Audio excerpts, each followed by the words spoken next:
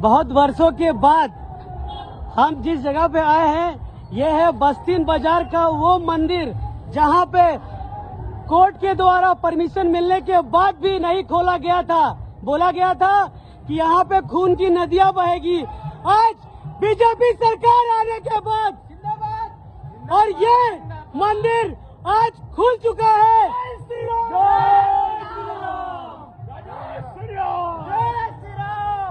और ये मंदिर में भजन कीर्तन आज से चालू।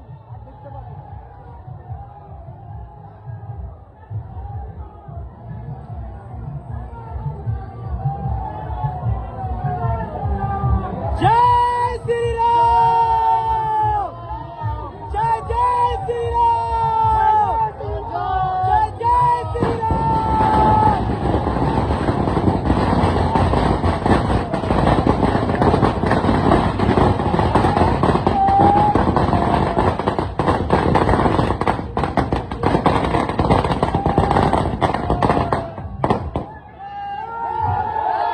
यही वो मंदिर था जब ममता की गवर्नमेंट थी तो उन्होंने रोका था और आज है ये बीजेपी के खिलाफ।